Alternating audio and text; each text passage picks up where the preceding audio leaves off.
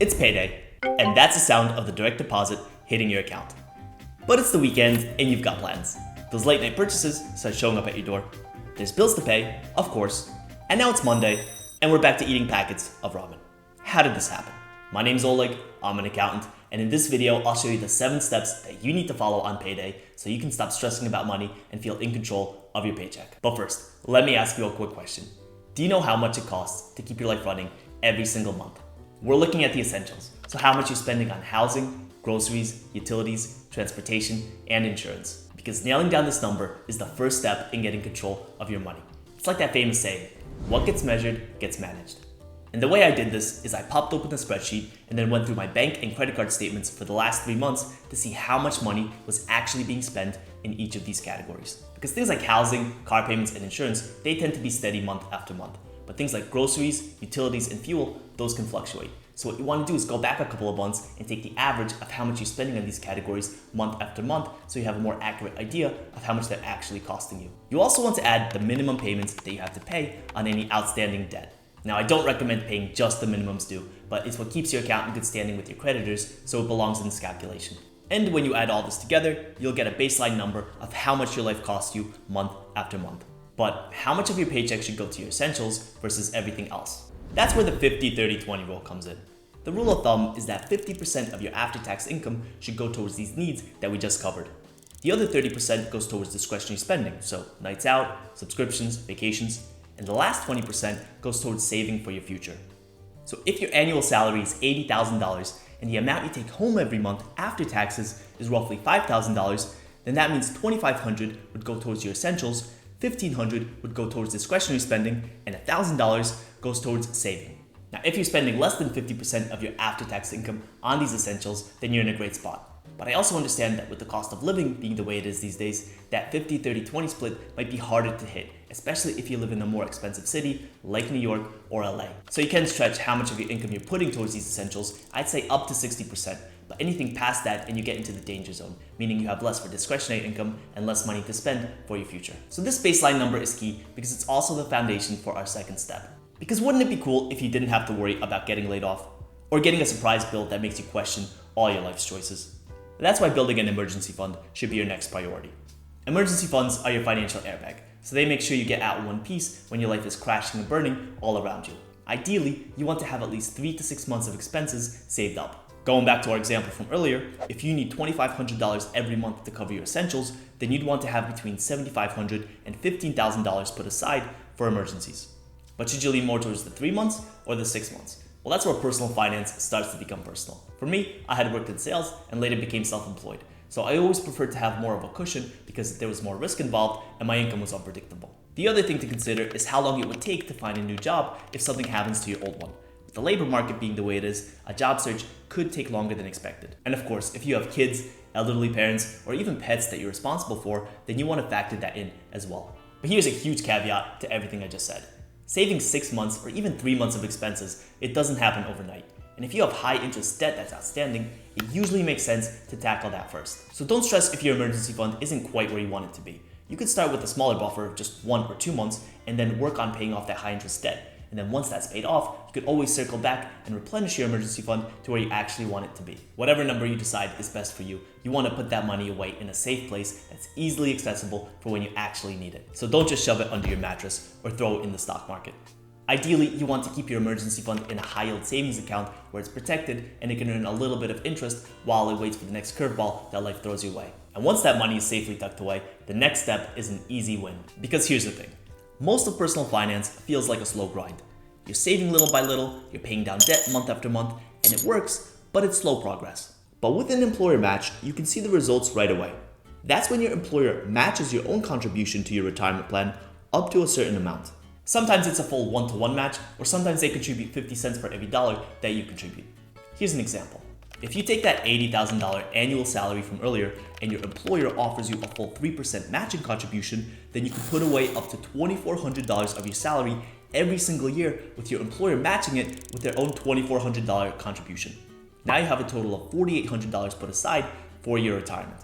So you've doubled your contribution without doing anything extra. And if you say no to that match, you're basically saying no to free money. So take advantage of these layups when you can. because in the next step, we're going to be doing some heavy lifting. But first, if you guys are enjoying the video so far, make sure you drop a like and subscribe. It helps support the channel. Debt is annoying. It holds you back. When you have it, it's like walking everywhere with an added weight. At first, it feels like you can manage it, but the longer you carry it, the heavier it gets, and the more exhausting it becomes.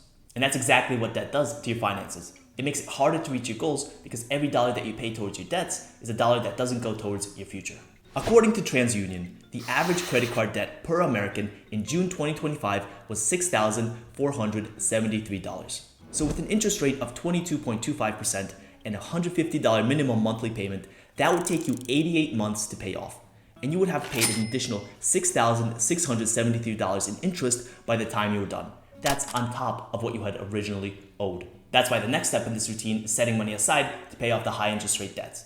Credit cards, auto loans, payday loans. My rule of thumb is debt with an interest rate that's over 8%. And I didn't pull that number out of thin air. Historically and over the long run, the stock market's returned around 8% per year. So if your debts cost more in interest than you make by staying invested, that means your debts are going to be growing faster than your investments. And it makes sense to wipe them out first before going on to the next steps. There's two main ways of getting this done: the avalanche method and the snowball method. With the avalanche method, you tackle the debts with the highest interest rates first. It's the mathematically optimal way of paying off your debts, and it saves you the most amount of money in the long run. So if you look at this example, that means you'd be paying down the credit cards in order of interest rate. So credit card 1, then 3, then 2. The downside though is psychological, and you can spend months chipping away at a large balance before you start seeing any noticeable progress. But that's where the snowball method comes in. Instead of tackling the highest interest balances first, you'd focus instead on the smallest dollar balances and then move on to the bigger ones. So with this method, the order you pay off your debts looks like this: credit card 2, then 3, then 1. The snowball method costs you more in interest over the long run, but it helps you build momentum. And when you get those quick wins under your belt, it helps keep you motivated throughout the whole process. Whatever method you choose, the goal is to knock out that toxic debt that's been holding you back so you can move on to the next step: investing in yourself. Because here's the truth: you can only save and budget so far. Eventually, you're going to run out of subscriptions to cancel and expenses to cut. And your priorities shift from how do I spend less to how do I earn more. And the answer is that you invest in your own skills, tools, and education so you can take your earning potential to the next level. So ask yourself, where do I want to be, and what step can I take today to get there? So maybe that's going back to school and getting a new degree or getting a new certification that helps you get promoted. Or maybe it's investing in your own coaching and picking up some skills that make you more valuable in the workforce. At the end of the day, these aren't expenses, they're investments.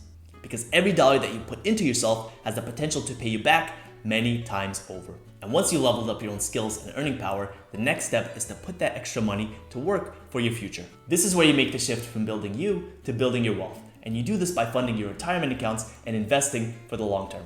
Because every dollar you invest today has the chance to grow into $2, $3, or even $10 if it's invested long enough, thanks to compounding interest. Here's an example.